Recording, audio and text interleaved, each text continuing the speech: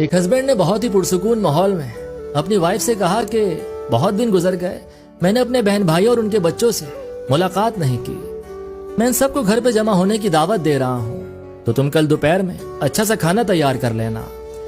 Wife نے گول مول انداز میں بولا کہ انشاءاللہ خیر کا ہی معاملہ ہوگا۔ ہسبینڈ خوش ہو گیا اور بولا تو پھر میں اپنے گھر والوں کو دعوت دے دوں گا۔ اگلے دن ہسبینڈ آفس سے سارے کام ختم کر کے دوپہر کو 1 بجے ہی گھر آ گیا اور وائف سے بولا کہ 2 بجے کا ٹائم دیا تھا، بس آتے ہی ہوں گے، تم نے کھانا وغیرہ تیار کر لیا نا؟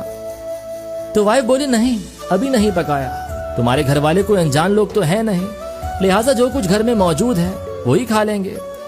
یہ سن کر ہسبینڈ کے چہرے پر اداسی سی چھا گئی۔ وہ وائف سے بولا کہ تم نے مجھے کل ہی بتا دینا چاہیے تھا کہ میں کھانا نہیں پکاؤں گی، تو میں بازار سے کچھ لے آتا، میرے گھر والے بس پہنچتے ہی ہوں گے۔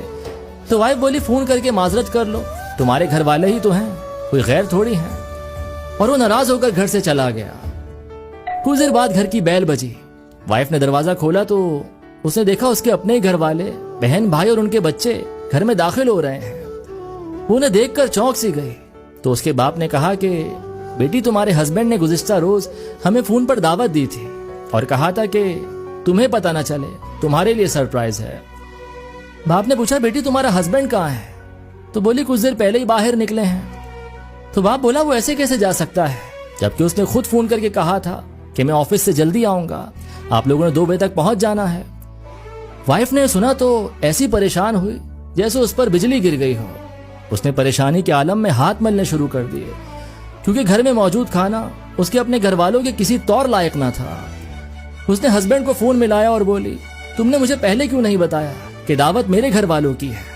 ہسبینڈ بولا میرے گھر والے ہیں تمہارے گھر والے، فرق کیا پڑتا ہے؟ بیوی نے خوب منت کری کہ خدا کے لیے باہر سے کچھ کھانے کے لیے تیار چیز لے آؤ۔ تو ہسبینڈ بولا میں اس وقت گھر سے کافی دور ہوں، اور ویسے بھی تمہارے گھر والے ہی تو ہیں، کوئی انجان تو نہیں، ان کو گھر میں موجود کھانا ہی کھلا دو جیسا کہ تم میرے گھر والوں کو کھلانا چاہتی تھی۔